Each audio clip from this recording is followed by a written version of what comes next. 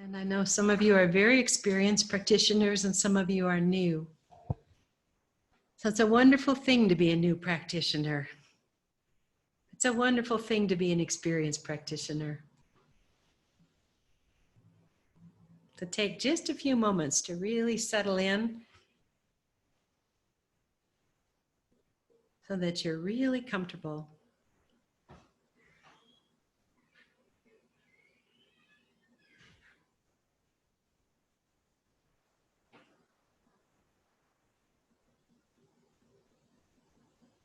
Aware of your bum on the cushion or chair, your thighs.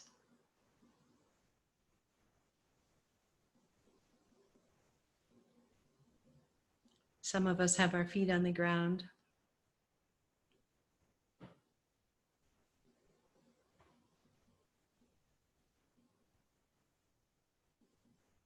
Noticing your hands, front and back of your hand.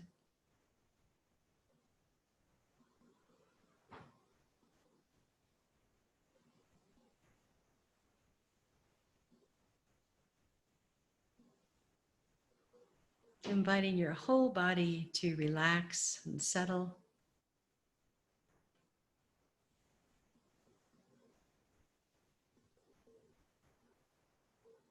Aware of the spinal column that is erect, but it's really soft along with that erectness. So as we breathe, we can feel the spinal column just go more into alignment. Little tiny shifts.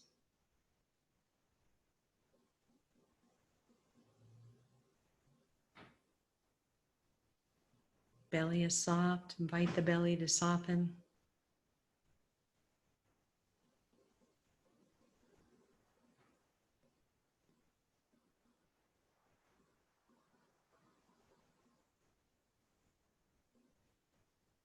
Aware of the support of the chair or the bed, the four legs. Or if you're on a cushion, the sits bones,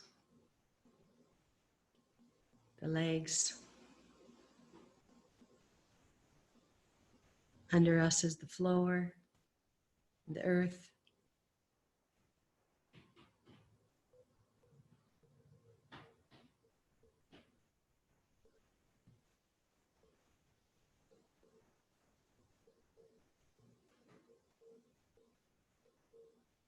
I'm going to invite the bell. We're going to have some silence, and then I'm going to talk to you a little bit about resourcing while you're still in meditation.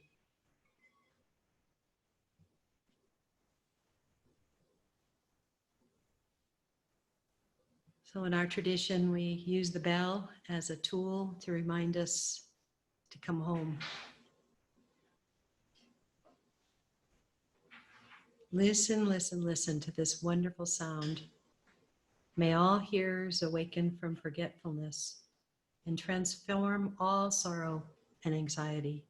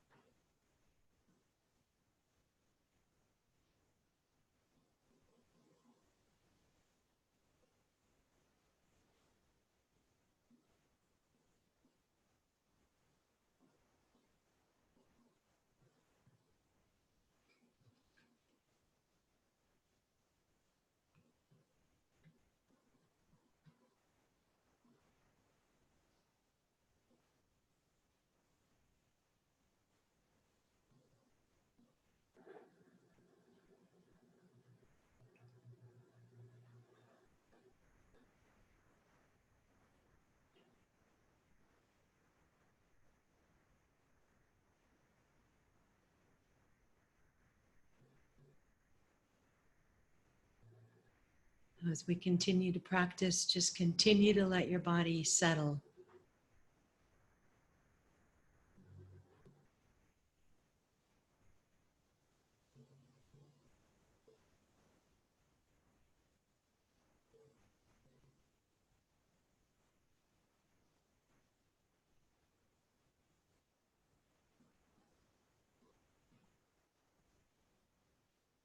And aware of our connection, not as a technology connection, but as hearts,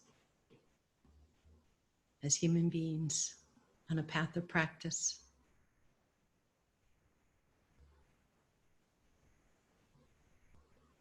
I want to invite you to bring into your meditation a resource of love in your life, or a resource of peace. Might be a person, a place, an activity,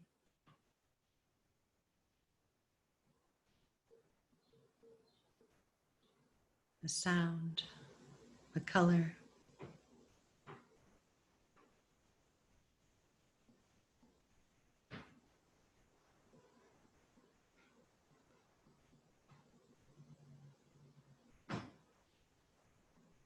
And take just a few moments to really imagine that resource present with you. A pet that's a person, or a pet right there with you. Or a place that's a resource. You're there.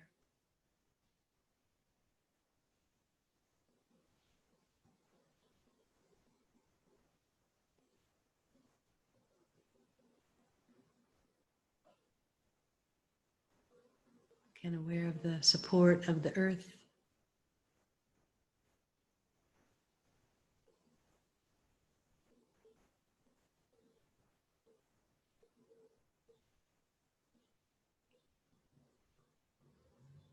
And invite that energy of resource, of love or of peace, just to radiate through your body.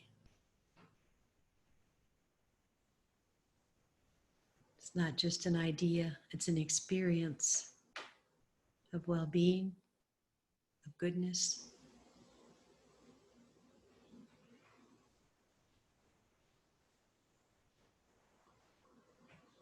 Aware of your bones in your body.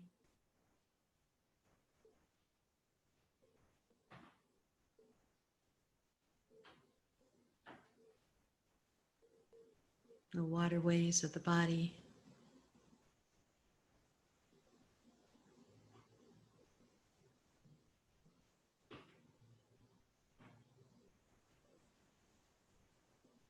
Front, back, sides of the body, all around you. The energy that your body remembers with this resource of well-being, of love, of peace.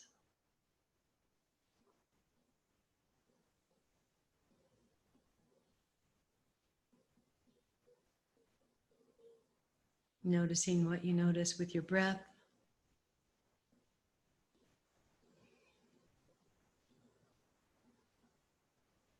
Your heart.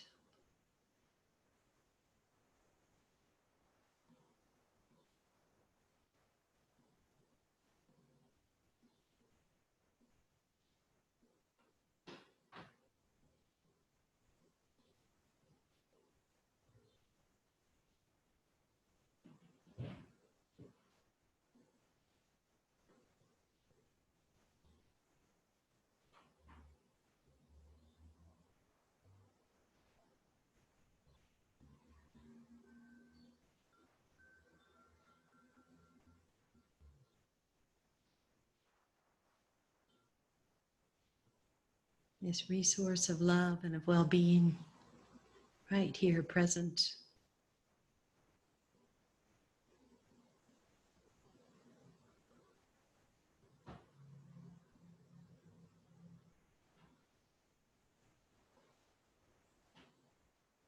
With the out breath, just releasing any stress.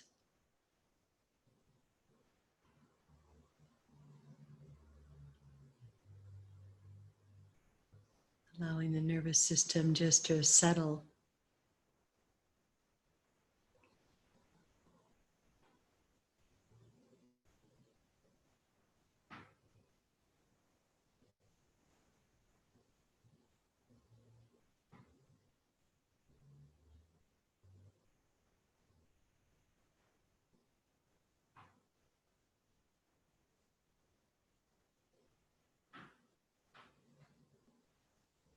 And if you're having a hard time finding a resource, there's always a favorite food.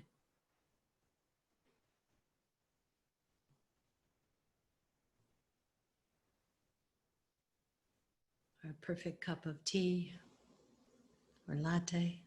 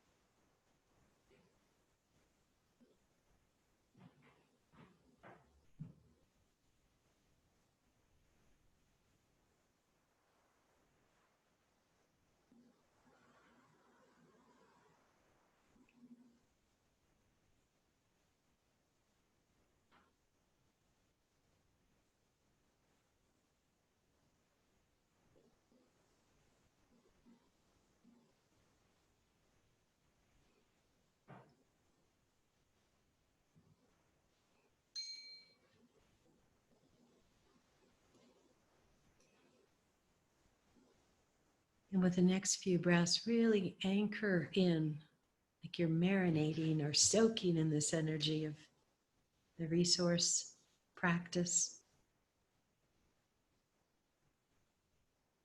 So the front and back sides of the body, your shoulders, your head,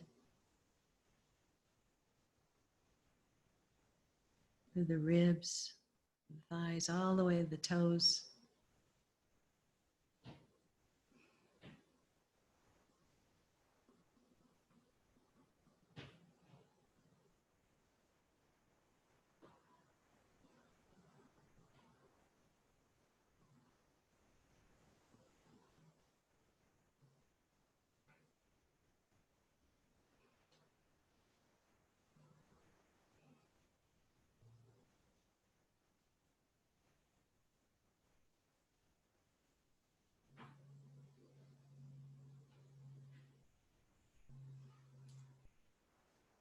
And I always like to express gratitude to my resources who appeared this day.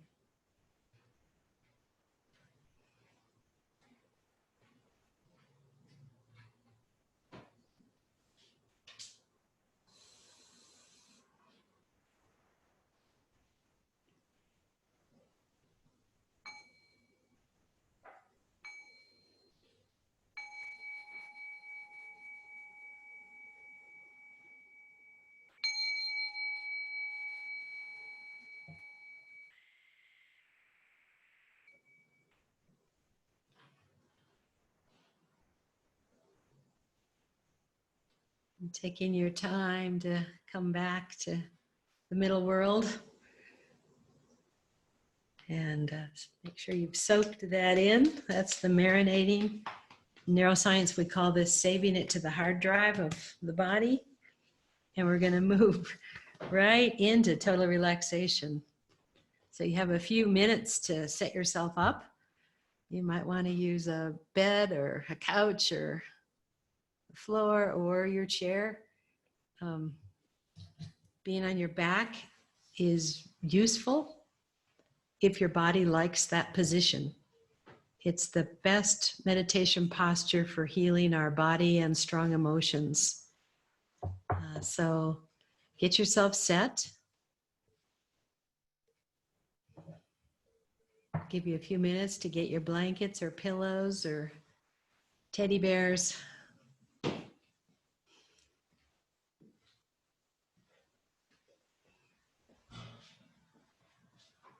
And if you're just joining us, welcome. I'm Peggy and Tao, some of the Tiwa people. She, her pronouns. We're moving right into total relaxation. So just get yourself comfortable and we'll start in a few minutes. But move slowly.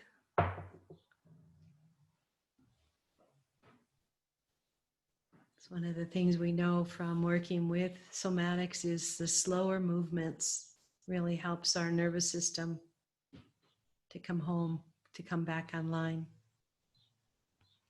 And if you just joined us, you don't have to keep your picture up. Do what feels right.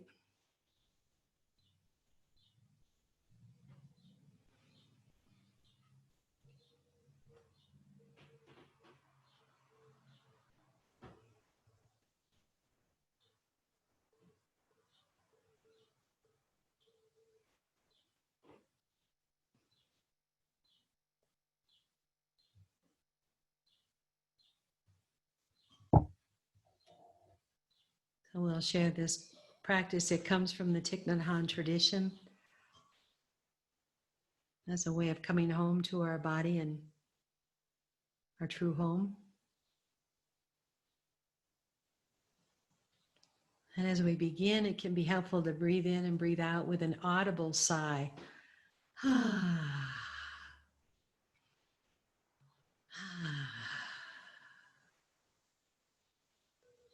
I like to really feel that sigh coming up through my whole body like a bubbling brook. So just breathing in freshness and breathing out. And at any time you want to sigh or yawn, those are also ways that our nervous system can come back into balance very organically. So whatever posture you're in, get as comfortable as you can. Use your props so that it really feels delicious. And your body feels supported and safe.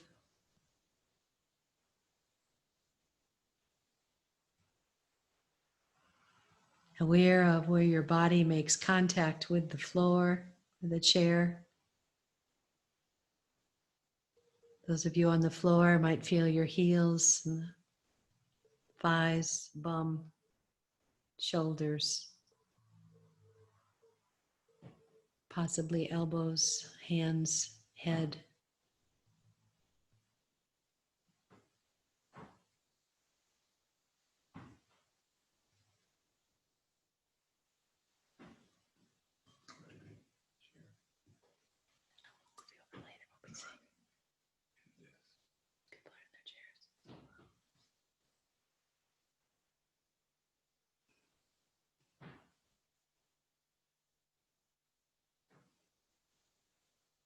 And get a sense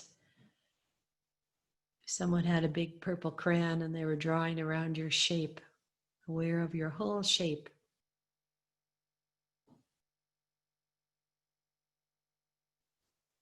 That was a book I loved, Harold and the Purple Crayon.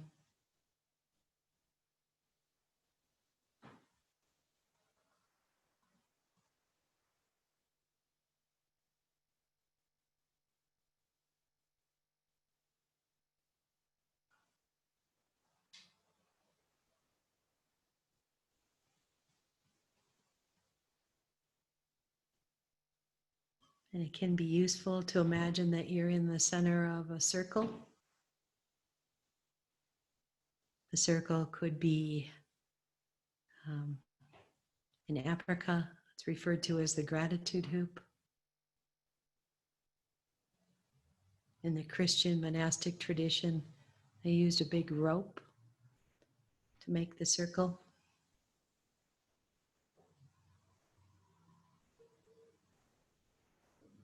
And Japan, when we taught, they called it the singing bamboo reed. The Navajo tradition, it's a pollen that's used, or cornmeal.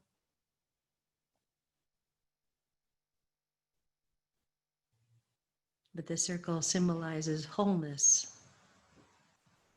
And it reminds us that our practice is to move into the center.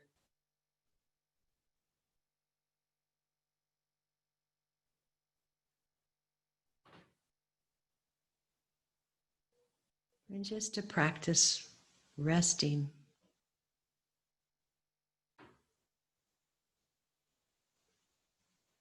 This used to be really hard for me, so it might be hard for some of you. It was for me.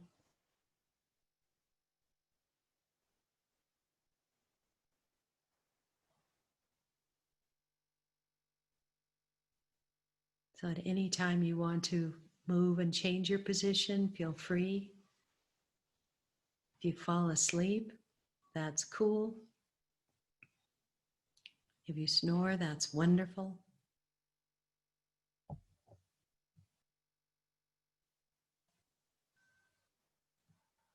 But we begin by relaxing our feet and our ankles.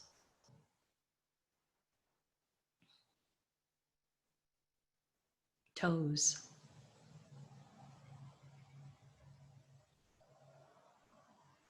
When I'm tense, I sometimes find I grip my toes. So inviting the toes to relax.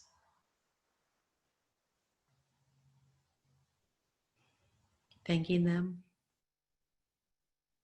Extending our gratitude to the miracle of these feet and toes, front and back side of the feet.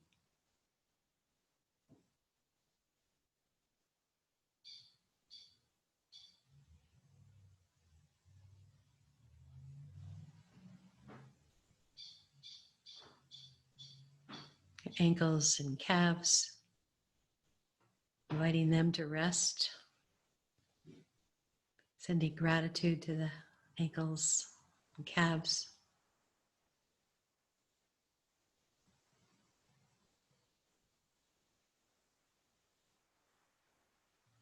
Aware of the support of the earth, either under your body or under the chair, under the bed.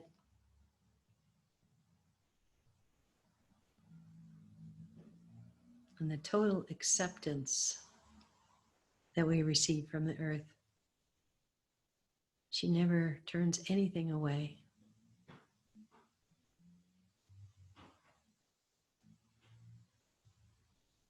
The legs getting heavy and resting.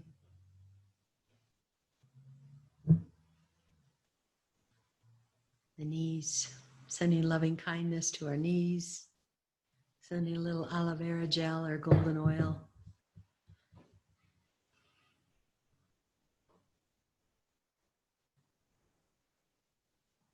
Our knees can absorb a lot of tension. So we send our gratitude for the miracle of knees and release any tension.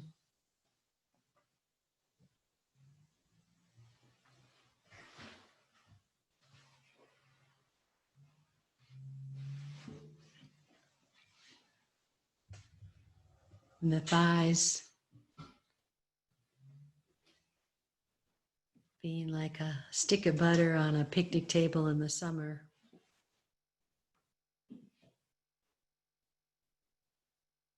Or a Hershey bar in July. Just soft, resting thighs.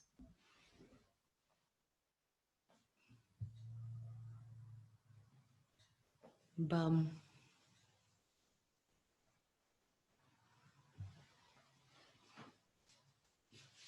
Another sneaky place for tension, so just letting the bum relax.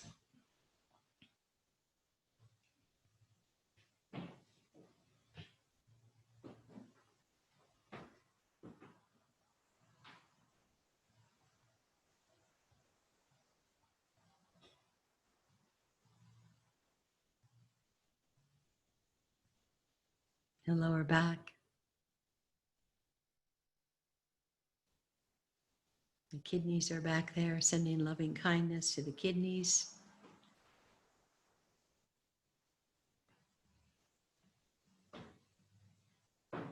Thanking them for the miracle that they are.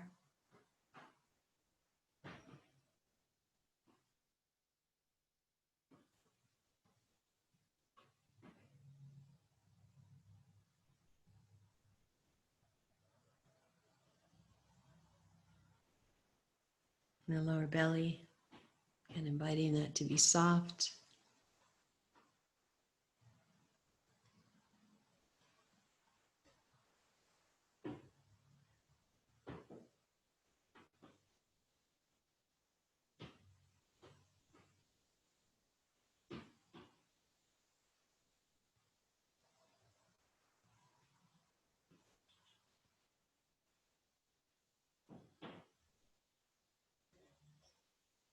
The whole digestive system, reproductive system just at rest.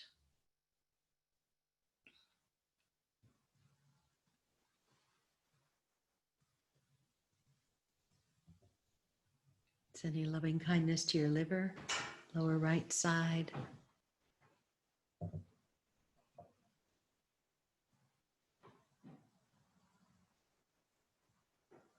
Just the right temperature, letting the liver adjust.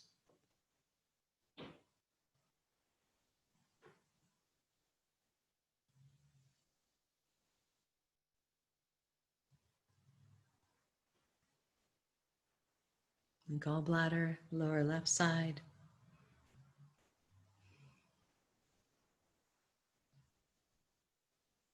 Gallbladders don't like uncertainty. So sending balance to your gallbladder too. Loving kindness and gratitude.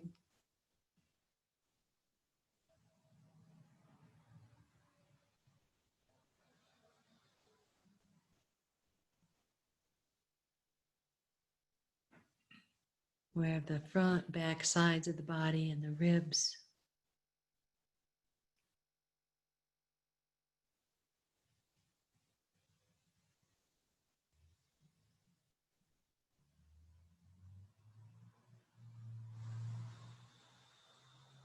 The heart, sending loving kindness and gratitude to our four-chambered heart. Breathing into the back side of the heart.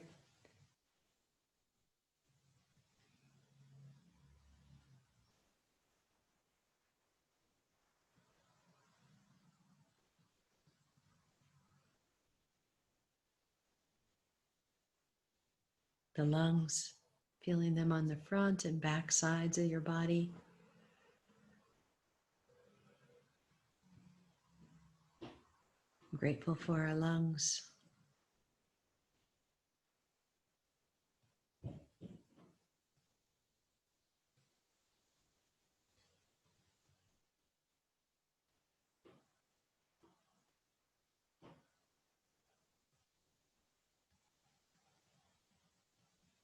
And just letting your body soften and sink even more.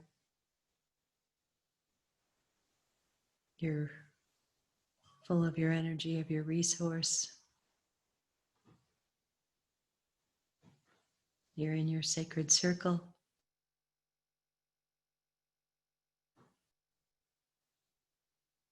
You're in a community of practice. And putting down any burdens, real or imaginary, for this time. Just letting it go. Shoulders sinking.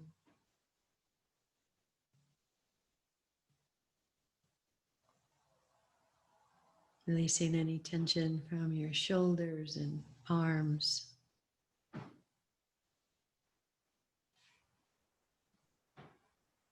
Elbows, wrists, hands, fingers. Just letting the fingers relax.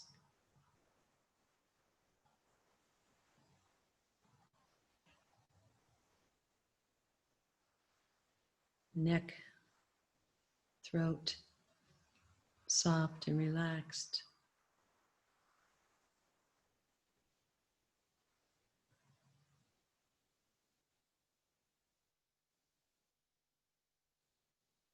And the head, just letting it drop and sink into the earth. Or if you're seated, just letting it lift.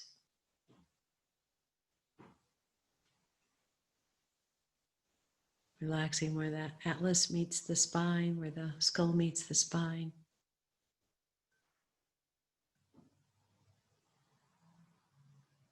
Just getting some lift if you're seated. If you're on the ground, letting it sink. Sending loving kindness to your ears, thanking them for the miracle of sound.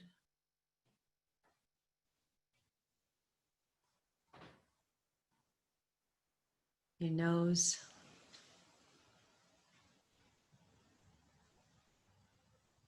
The nose has so much to do with memory and learning.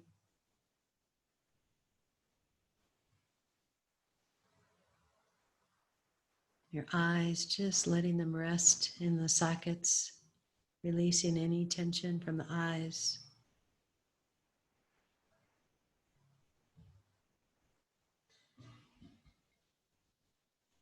Thich Nhat Hanh always referred to the miracle of form and color.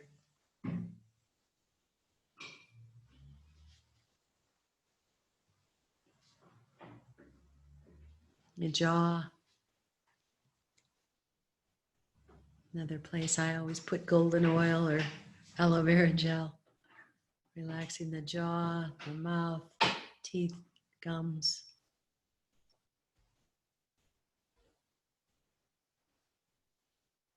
The scalp.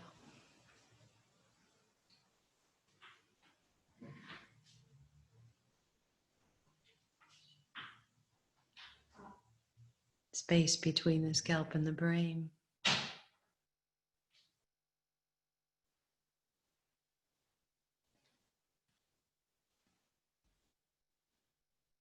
And the whole face. Just imagine smoothing out any tension.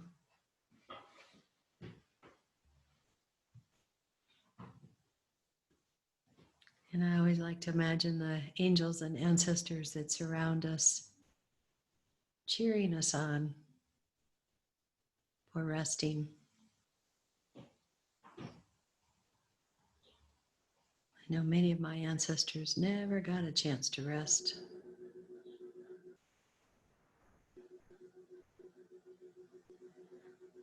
As you settle in even deeper in a place of nothing to do and no place to go. Coming home to your island of self. Breathing in, I go back to the island within myself. There are beautiful trees within the island. There are clear streams of water. There are birds, sunshine, and fresh air. Breathing out, I feel safe. I enjoy going back to my island. There is a secret one inside, all the stars and all the galaxies, runs through her hands like beads. There is a secret one inside, all the stars and all the galaxies, runs through her hands like beads. Do do do do do do do.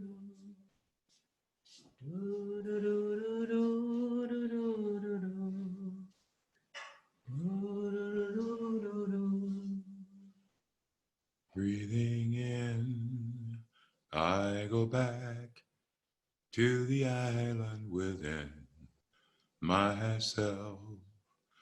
There are beautiful trees within the island. There are clear streams of water. There are birds, sunshine and fresh air, breathing out, I feel safe. I enjoy going back to my island.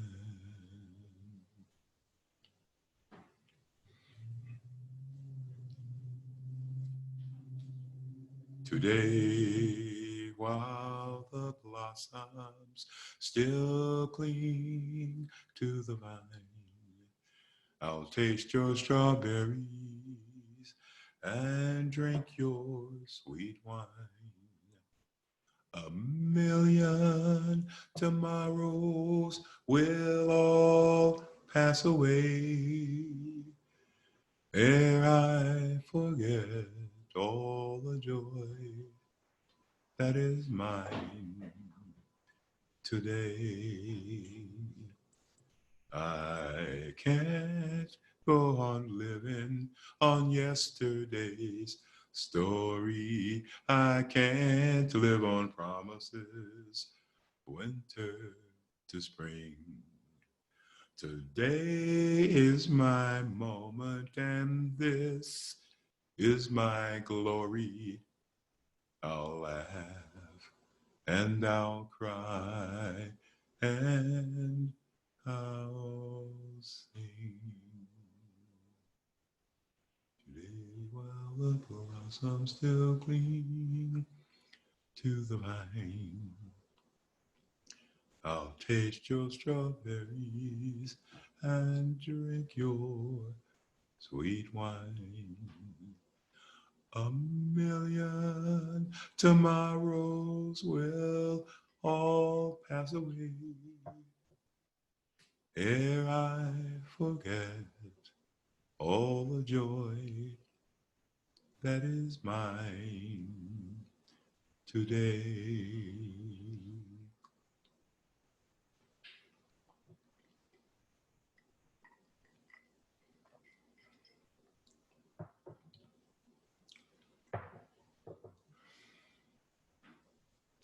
And I love you so that people ask me how I've lived till now. I tell them I don't know. People say I've changed, that they don't understand. Ever since the day I took your hand. And yes, I know how lonely life can be. The shadows follow me, and night won't set me free. But I don't let the evening get me down. Now that you are around me, and you love me too, your thoughts are just for me. You make my heart alive and set my spirit free. The book of life is brief, but once a page is read, all of the love is there. This is my belief. And yes, I know this world's great agony, where millions are denied their hopes and destiny. But we will go wherever they may be, till all communities live free.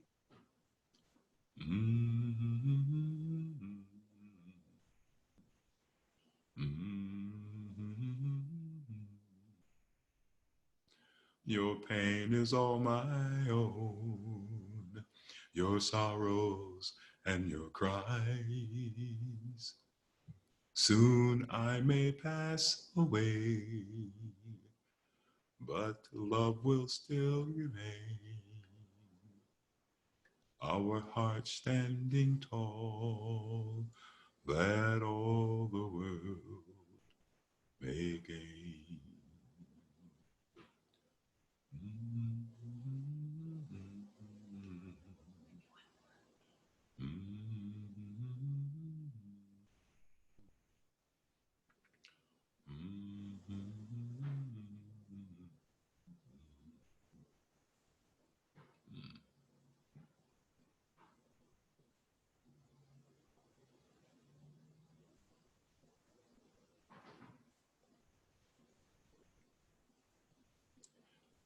I'll go, Lord, I'll go, and I'll go, Lord, I'll go. If the Lord wants somebody, here am I, send me, I'll go. I may be motherless, but Lord, I'll go. I may be motherless, but Lord, I'll go. If the Lord wants somebody,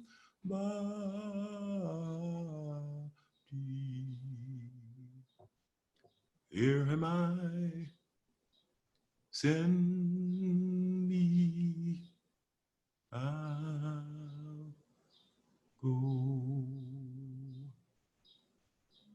A shout out to John Lewis.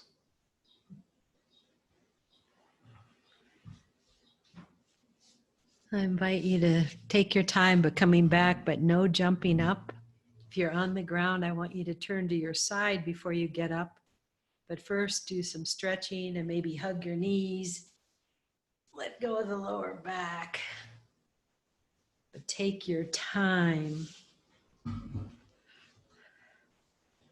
Take your time. Breathing in, breathing out. Take your time. And then any movements that your body want to make to unwind. In Buddhist teachings, we refer to the internal formations, but our bodies know them as tension knots and pretzels. Now, and turning to your side when you're ready, no rushing.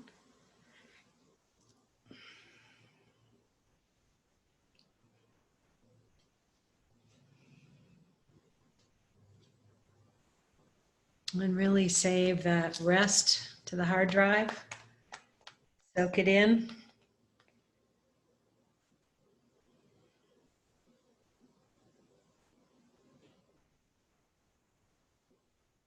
And this is Thich Nhat Hanh's formula: stopping, calming, resting. That these have to occur before healing and transformation. So we start by stopping.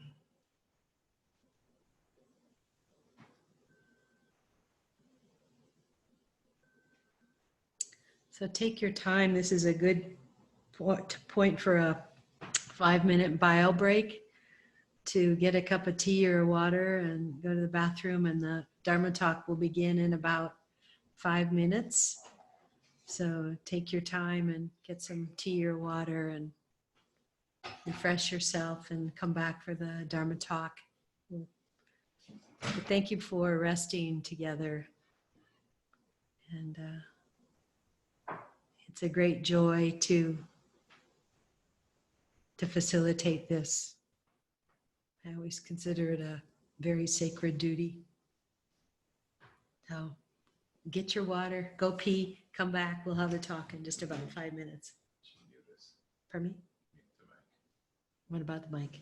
Mute. Put us on mute. Oh, put us on mute. Okay, I'm going to put us on mute. Sorry.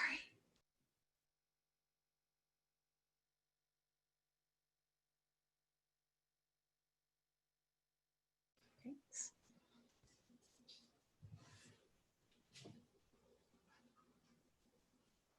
Recording. Okay. Greetings again. We are continuing our journey with our brief concentration of this day. I have a poem for you. Can we hold each other in sacred trust? Can we hold each other's children?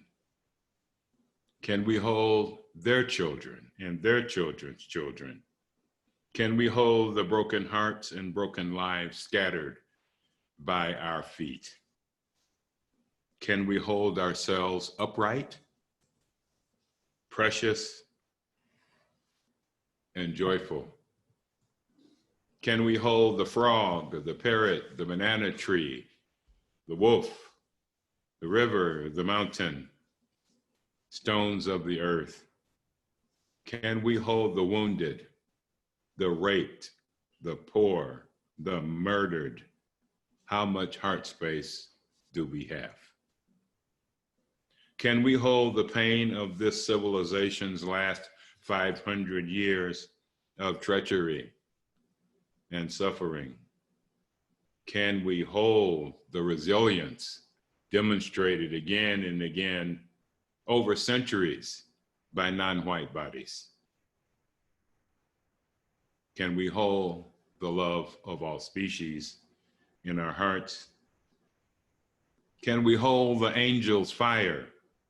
Yes, that includes heat, catalyzing change and awareness and consciousness and boundary change. But the angel's fire also holds warmth. Can we hold warmth for one another? Can we communicate warmth to one another? And the angel fire holds light, where we can see clearly, we can see truly, and act profoundly. Can we hold our lives, our own precious gift in this very moment? Then I have another poem that's been coming to me. It's actually a rhyme. In my America's Racial Karma, which I'm so excited, there's so many books out about our racial existence that are present books as well as past books and studies and research. So to even survive, I was asked recently on a podcast, how safe did I feel in America? And I said, I have never felt safe. My safety comes from inside of myself. My safety comes from the environment I create around myself. And it doesn't mean I don't venture into danger. It does mean I am trying to venture into danger as whole and solid as possible, so I'm not stupid about it. Here's the rhyme. You may have heard this before. Humpty Dumpty sat on a wall. Humpty Dumpty had a great fall. All the king's horses and all the king's men couldn't put Humpty together again.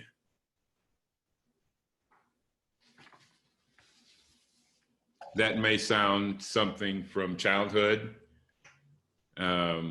which I first heard it then. But another way to describe this is to go to the first verse in the Sutra on the 8 Realizations of Great Beings.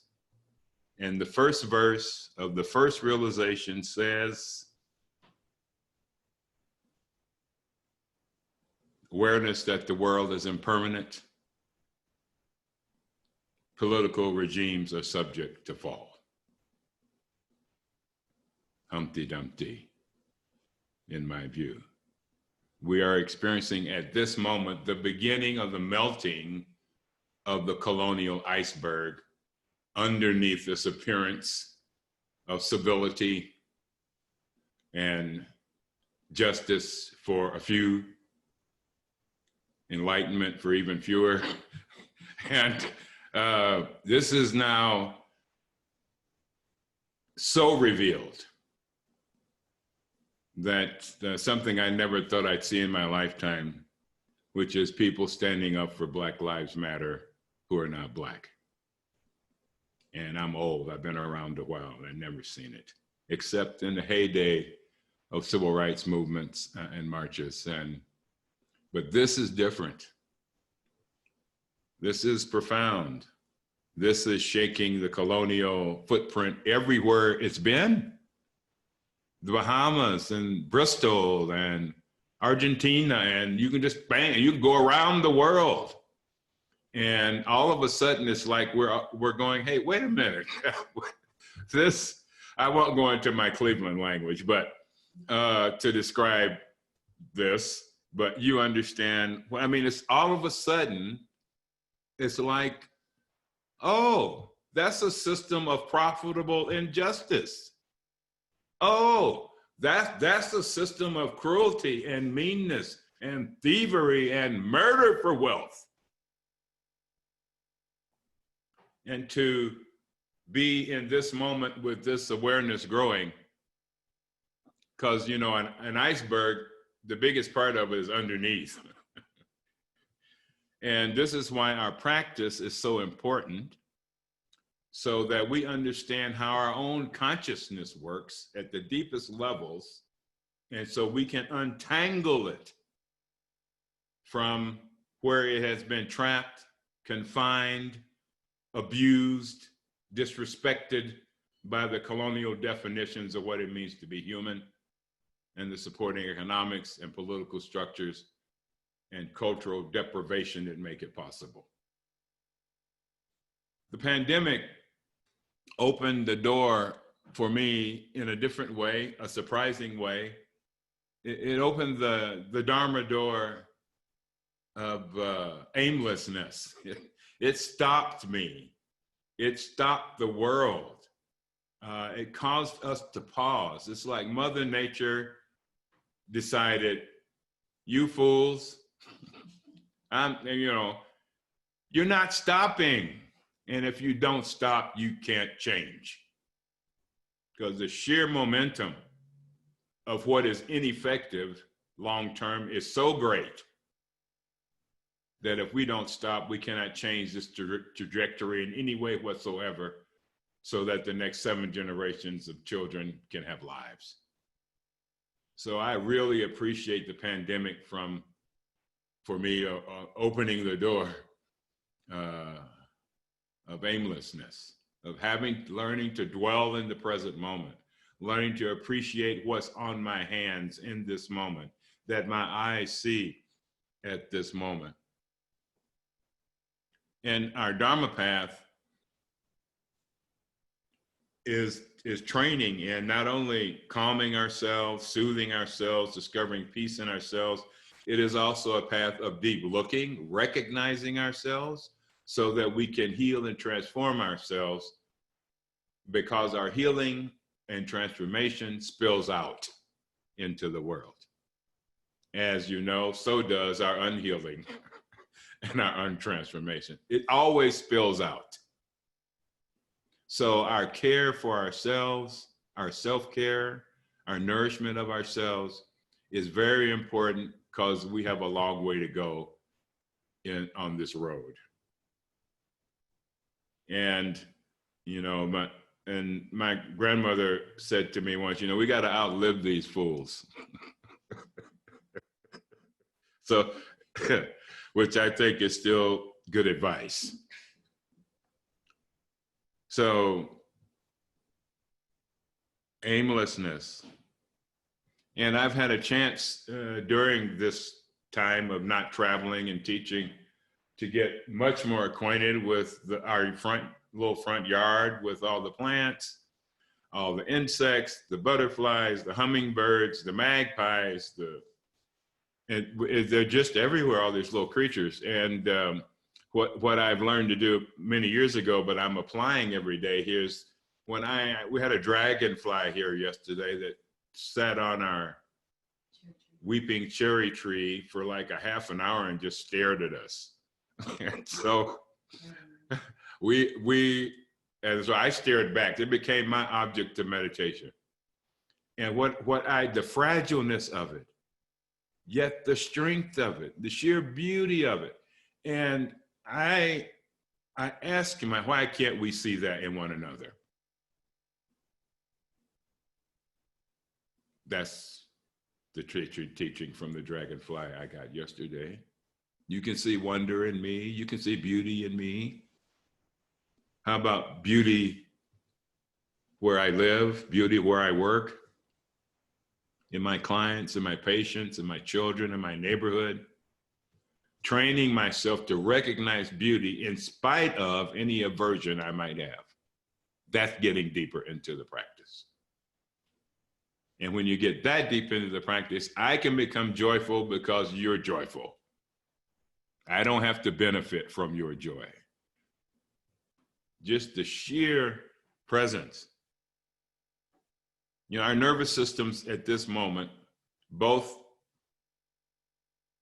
stimulated, triggered by the pandemic, but also the racialized consciousness reckoning that is going on around the world is, and so you will see played out our trauma responses, the fear that's being played out in the streets and in homes, in gun shops, the fright that people have of not being able to control something. And one of the things I really appreciate about learning to meditate is great training in not being in control and watching my mind do its gymnastics. And then to learn which gymnastics are helpful and which ones are not. And then making wise choices. So for me, it's very important to remember in looking at waves, there's the trough and then there's the crest. And in social change, it's very easy to get caught in the trough, in the end of things, in the falling apart of things. And whether we are conscious of it or not, what's happening in the colonial structures of the world, and the US is at the center of this. In case you didn't know you lived in a colony, maybe you do now. The center of this is starting to fall apart and revealing our flight. Some people have already left the country. Other people are relocating, and I don't blame them. I wake up every other day thinking I should live in some other part of the world. I've lived in other parts of the world, and I can honestly say I've never had any problem compared to the problems I have had here my whole life. You know, and a person kind of gets tired of that. Even resilient people get tired of being mistreated, disrespected, unseen, unvalued unless for profit or power or some thirst, some lust for the fallacy of superiority. And I have a book coming out. I don't want to make a big plug for it, but I asked myself many years ago, why are people so entranced by the idea of white supremacy when it's quite evident it's not supreme? I just don't, it's a miracle. I mean, it's a mystery to me. So my book is about my conclusions about that so far. It's called America's Racial Karma. How do we escape this madness? What we see in our news, what we just saw in Portland, mass people getting out of mass cars, grabbing people off the street. This sounds like a really bad movie.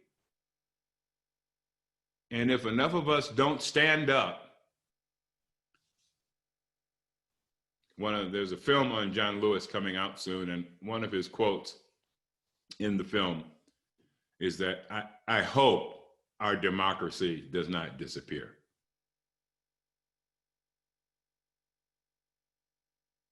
So we have an unbelievable opportunity, though it might not sound like it. Remember, the first noble truth is about suffering, coming to terms with our suffering, coming home to our brokenness, our fragileness, what's not working, what is creating suffering, where is life being lost? So we don't go around suffering, we go through it. That's the practice. Otherwise, we don't ever meet the causes. We never confront the causes in ourselves, and we come up with superficial responses, which are all predictable to me. Resilience is understanding that we are the breath and body of the present. We are the breath and body of the past. We are the breath and body of the future.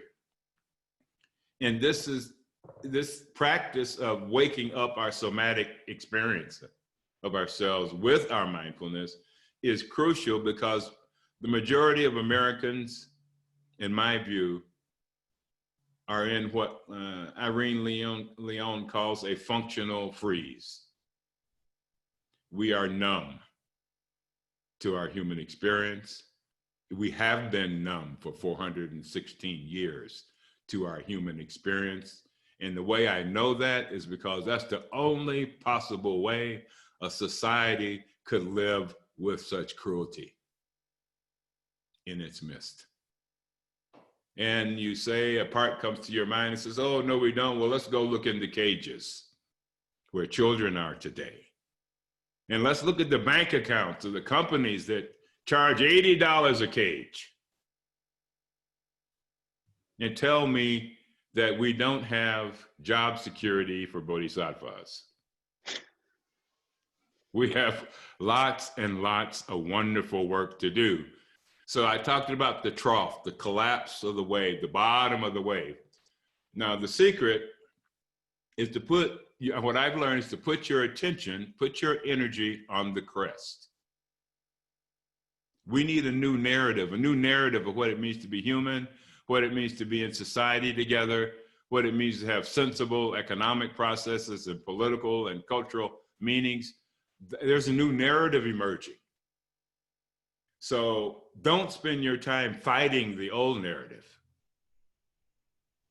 because part of the panic people have now is there's no new one. And when there's no new one, they cling, our normal human nature, because, we learn slowly as a species. So we cling to what was most familiar, even if it's stupid and wrong. We can see that in the streets. I just heard there was a mask burning party in Boise, Idaho, where we used to live. One of our friends wrote us yesterday, and she's like, oh my God, how can we be this disconnected from being human? Our actual human experience. This is a wonderful statue of the Buddha. And we got it in Vietnam and China many years ago, where we were practicing there at a temple. And the Buddha is pointing up, but also the Buddha is pointing down. So when we talk about waking up, to me, we have not woke up unless we also wake down into the suffering, into where pain is, into where innocent suffering is, into where the opportunities for healing and transforming ourselves and our society lies.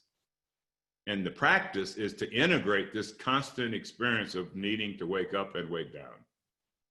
And resilience is the music by which we are able to find harmony in our waking up and waking down experience. Yes, you can turn on the news and in 2 minutes have your heart broken. I think that's a good thing.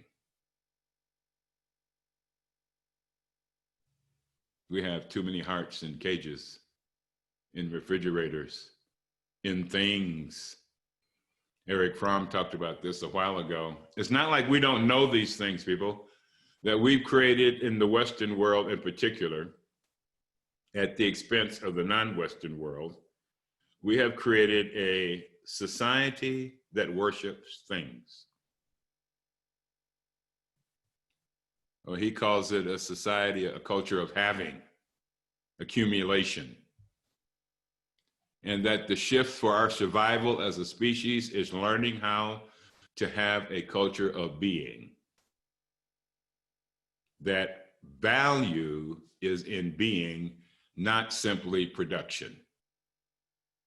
Otherwise, don't you know you're still living out of the psyche of the Industrial Revolution? Don't you know how this works? Don't you see it? And it has consequences for our humanity. Work is important. There's a quote that the Sam Harris show put up after I did my podcast, and it was, business is not the final meaning of being human. But we've been convinced it is. Work is not just work that you measure. Work is not just work that can be counted and transacted. Work is profound human expression of creativity, of generativity, of purpose.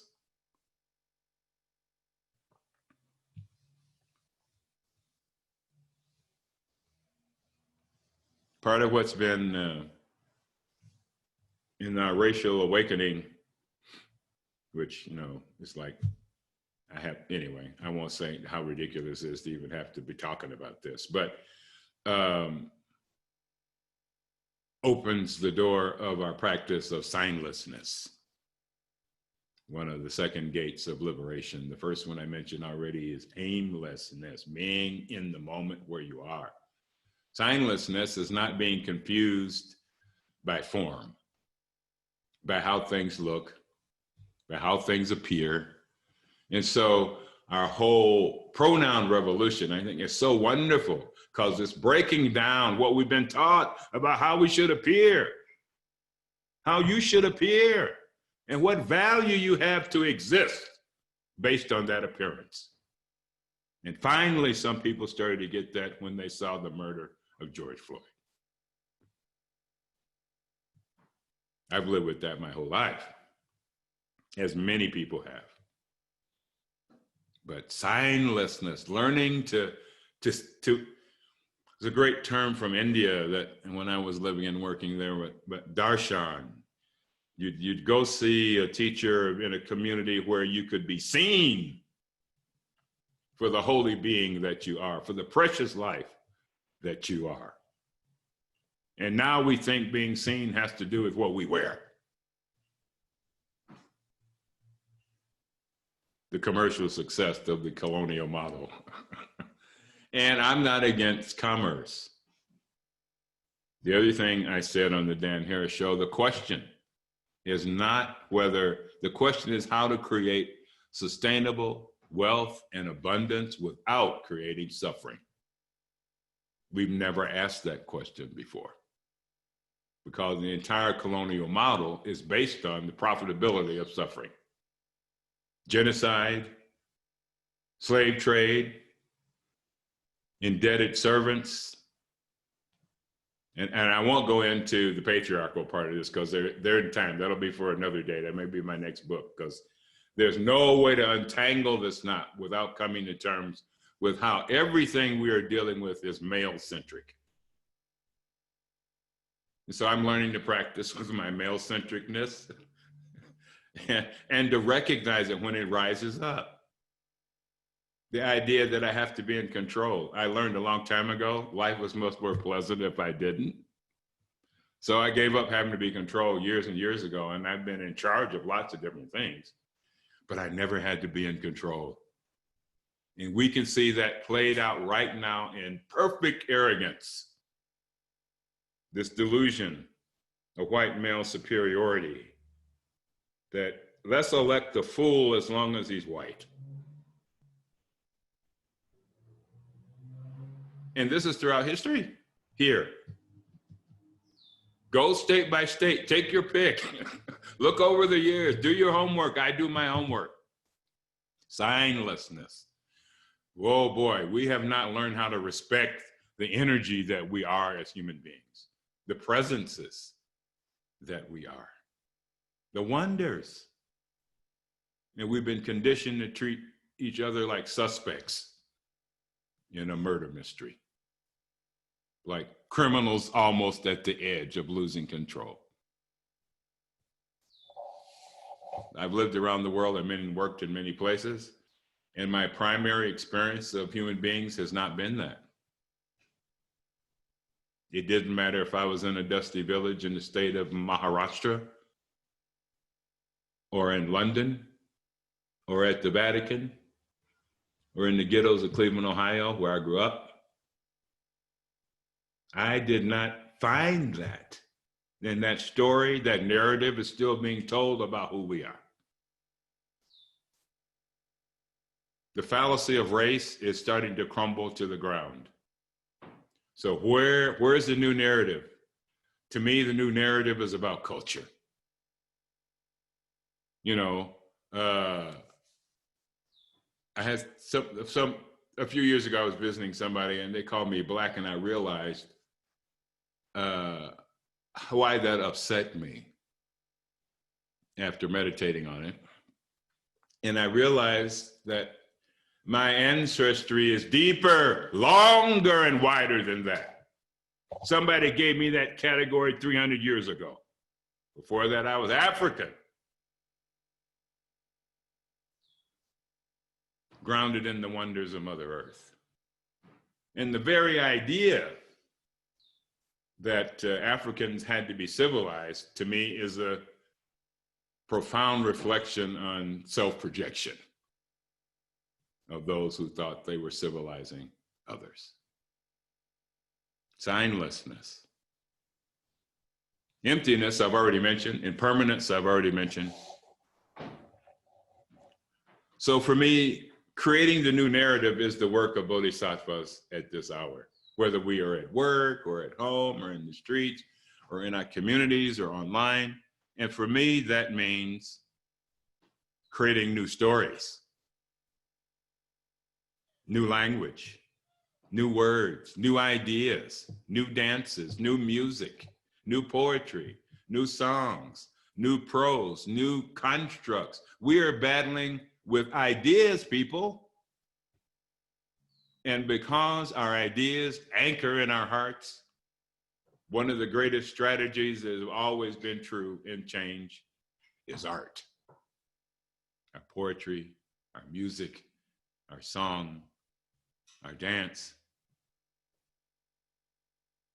our togetherness, our contemplation, our silence, so that we constantly restore our energy. That's what resilience is.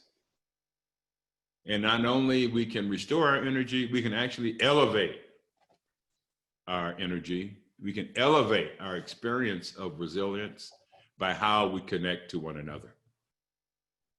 How often we connect to one another, when we connect to one another. And, you know, just ask yourself, what kind of world do you want? A lot of us are really clear what we don't want. I'm pretty clear what I don't want. Well, what kind of a world do we want? This is what we have to start talking about. Not simply the fool in the White House. You understand what I'm saying? Because the fool in the White House is a reflection of the American psyche in shadow. So I can't do anything about that except vote, which we must do. But we can create, we can sing, we can paint. All these things are starting to happen. We can shift statues. And a lot of people might say, well, that doesn't change much. Well, that depends what level of consciousness you're talking about. If you're talking about the depth psyche, nothing can be more shaking than changing a statue. If that statue is your narrative about what it means to be human and your hierarchy in it. And that's going on. And new statues are coming up. New stories are, we are working on a new narrative of how to be human together, and we've never worked on it before. We've left it up to economics.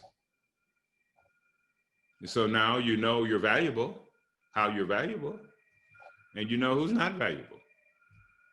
And I think economics can be fun. I've owned a business, I consult with business. But the question of ethics and integrity is not on a piece of paper. It cannot be counted. It is inside the hearts and minds of people. It is also inside our nervous systems, because we have been neurologically trained to respond to our comfort. Those of us who have it, and I like comfort.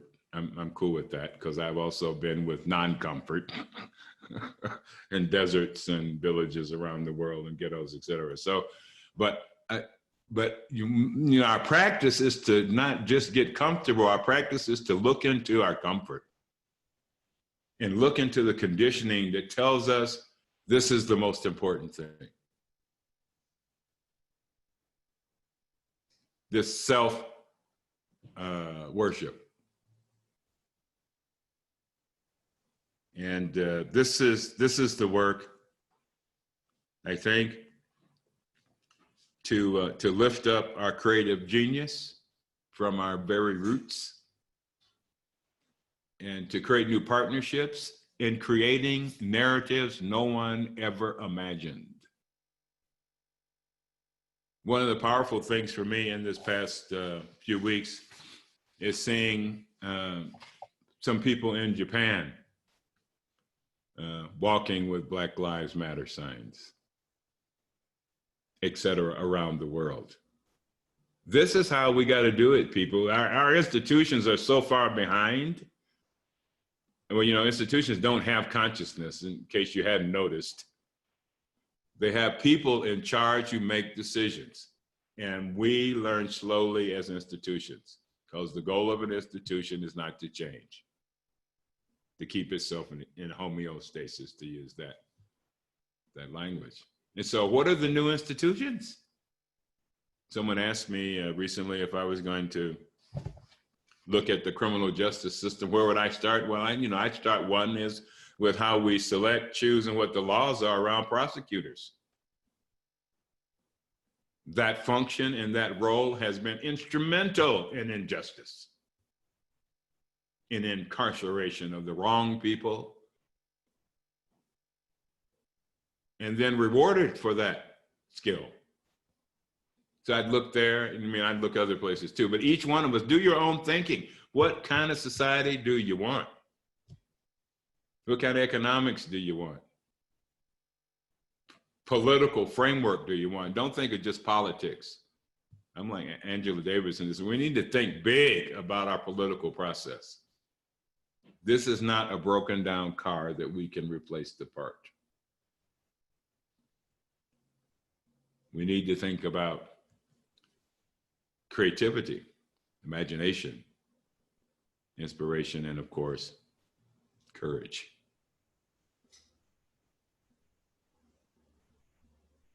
Our practice is about love.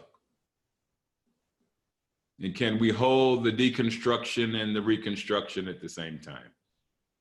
The last time we tried this in the United States, it did not work. It birthed the Ku Klux Klan. It birthed many other things. But I think we can, if we don't get tricked with the colonial strategy is brilliant at in pitting us against one another.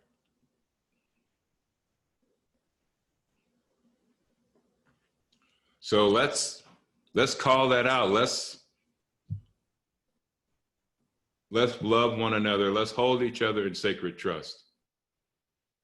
Hold each other in the sacred heart of the Dharma. and figure out and imagine, just play with it. What kind of school do you want? But I'm saying, don't get caught losing your energy into what's falling apart. Put your energy into creating what's next. Because somebody is working on it besides us. Okay? Martin Luther King used to periodically whisper such things. You got to remember, somebody's working on a different plan. Meditation is so important to me because it gives me a chance to stop, recognize the wonders of life, recognize what's happening in my own heart and mind, and recognize how the hearts and minds of society shape our systems of racial injustice, control our systems. And one more story is coming up for me. It's about Ella Fitzgerald, who's passed away, I think, anniversary this week. And it was the New York prosecutor who was famous for, quote unquote, hating Black people, handcuffed her to her hospital bed while she died. Okay, this is the kind of mind and hearts that are present in our world, in our country. And it's not my work to transform those hearts and minds. Right. It is my work to transform my heart and mind so I have a heart and mind big enough to create a future that is grounded in wellness for all of us, grounded in living justice, and grounded in profound meaning of being a human being that raises up joy, raises up peace and trust. So I think that's all I have to say at the moment. Thank you for being present.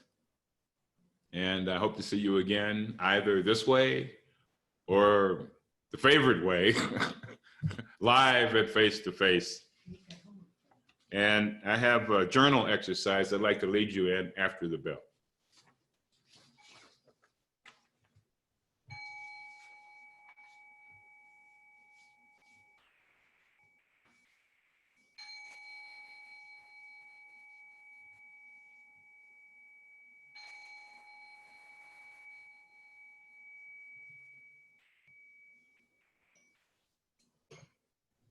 So take a moment. You might have to get paper and pen or something like that. So also we can take a 3-minute screen break as well, so protect our precious eyes. So we'll start back in 3 minutes with a little journal exercise.